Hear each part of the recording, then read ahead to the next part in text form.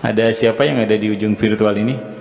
Nampaknya Mas Kahar ya, yang sudah siap ini dari Jambi ya kalau nggak salah. Riau, dari Riau. Dari Riau. Mas Kahar, silakan Mas Kahar untuk beberapa hal yang mau disampaikan malam hari ini. Bismillahirrahmanirrahim. Assalamualaikum warahmatullahi wabarakatuh. Waalaikumsalam warahmatullahi wabarakatuh. Yang saya mau tanyakan tentang pemaparan yang pertama tadi tentang haul. Yang kedua, saya sadar kalau saya ini mungkin di bagian yang kedua ya, nggak punya catatan kebaikan. Jadi yang saya tanyakan Buya, seandainya lah saya mati, meninggal dunia, apakah ada kesempatan saya bertemu Tuhan walaupun disiksa? Itu aja Buya. Sekian, terima kasih. Wassalamualaikum warahmatullahi wabarakatuh. Waalaikumsalam. Pertanyaan yang cerdik ini Buya. Iya. Saya menyerahkan sepenuhnya kepada Allah, karena hanya Dia yang memegang hak prerogatif dan tidak bisa dipertanyakan.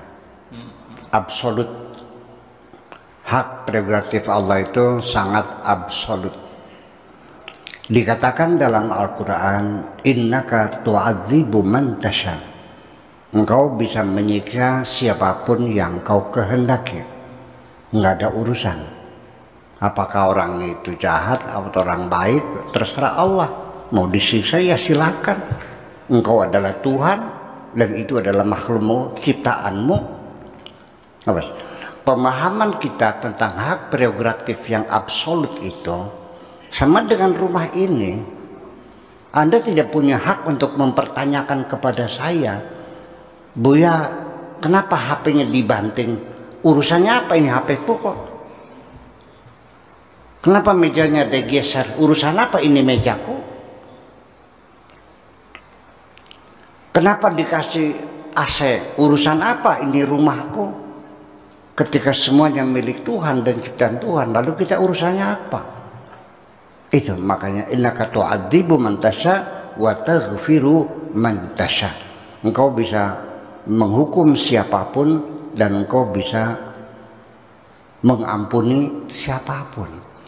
Jadi jangan dipastikan orang itu tidak diampuni, nggak ada urusan. Itu saja persoalannya. Ya, saya kira dengan banyak orang yang mendoakan, para ulama, para solihin, ya, yang mengirimkan Fatihah mendoakan, mengapa tidak Allah mendengarkan doa mereka? Apalagi kalau yang mendoakan itu anak-anaknya yang soleh-soleh, ya kan? Idza mata ibnu Adam in qata'a amaluhu illa min salasin. Putus amalnya kecuali 3, sedekah jariyah, ilmu bermanfaat, dan anak soleh yang mendoakan. Itu sebagai isyarat bahwa bisa saja hukuman itu diringankan oleh Allah karena doa anak-anaknya, anak yang soleh.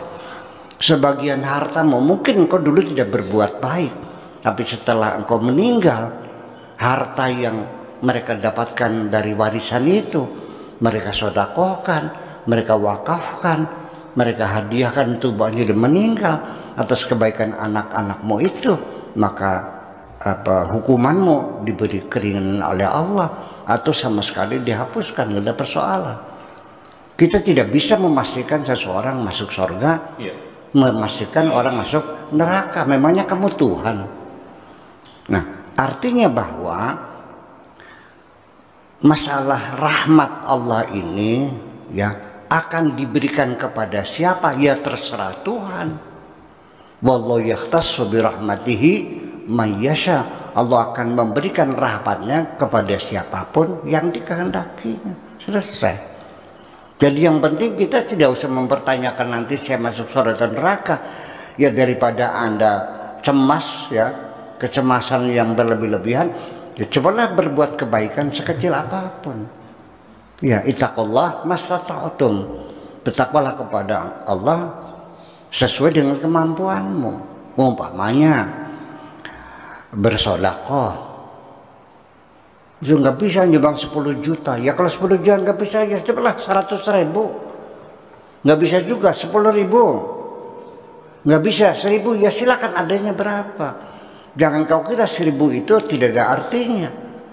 Allah akan membayar kebaikan kita bukan berdasarkan kuantitasnya, tapi kepada kualitas kita.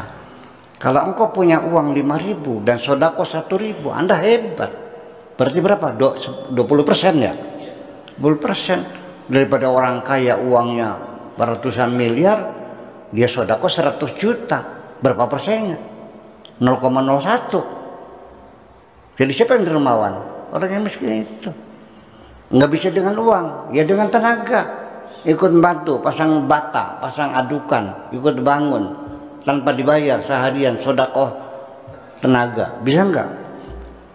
Nggak bisa tenaga. Ya dengan mulutmu, karena kau bisa baca sholawat yang enak suaranya, buka seser di pinggir jalan, minta sodakoh di pinggir jalan karena suaranya enak, akhirnya dapat duit juga. Tapi suaranya nggak bagus.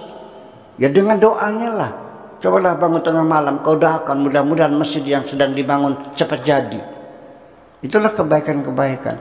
Sampai ketika engkau berniat berbuat baik, ternyata tidak sampai terlaksana, sudah dicatat satu kebaikan. Kalau orang niat baik, sekalipun belum dilaksanakan, sudah dicatat sebagai kebaikan. Tapi orang yang niatnya berbuat jahat, belum dicatat, menunggu sampai kalau sudah dilaksanakan. Itu satu. Jadi dalam berbisnis dengan Tuhan, Tuhan menjamin kamu pasti untung. Dengan niat saja sudah dicatat dengan kebaikan. Tapi kalau niat kamu jahat, tidak ditulis kalau belum dilaksanakan. Kalau kamu berbuat baik 1, dibayarnya 10 kali lipat. Bi asyri amsalihah, bahkan sampai 700 kali lipat satu kebaikan. Tapi kalau kamu berbuat jahat 1, dibalasnya 1. Dijamin untung berbisnis dengan Tuhan. Kita berbuat 1, dibalas 10 sampai 700, tergantung kualitas kebaikan kita. Tapi kalau kita berbuat jahat 5, dibayarnya 5. Kalau kita berbuat baik 5, dibayarnya 50 atau sampai dikalikan 700, berapa tuh? Ya, itu sumbulatin mi'atu habba fi kulli sumbulatin mi'atlah sabat sanabil, 4 tangkai padi. Dan setiap tangkai itu 100 biji, 700 kali lipat. Nah, itu artinya bahwa diberi kesempatan engkau untung. Tapi kenapa engkau selalu rugi? Kenapa? Innal insana lafi khusrin. Manusia selalu rugi berbisnis dengan Tuhan. Nah itulah saya kira nggak usah menanyakan nanti dosaku bagaimana. Selagi engkau masih hidup, engkau bisa menghitung dosa-dosamu, bisa menghitung kebaikan-kebaikan. Aku percaya engkau masih punya daya ingat. Berapa kali engkau mencuri, berapa kali engkau menolong orang, berapa kali engkau ngasih makan anak-anak yatim. Bisa kau hitung sendiri, ambil 2 kertas, yang satu kebaikan, yang satu keburukan. Dicatat semuanya tiap hari supaya kita selalu ingat. Terima kasih. Mas Kahar, terima kasih. Di Riau sudah dijelaskan oleh Buya bagaimana peluang kita meskipun kita pendosa untuk nanti bisa ketemu dengan Tuhan. Itu adalah hak prerogatif dari Tuhan.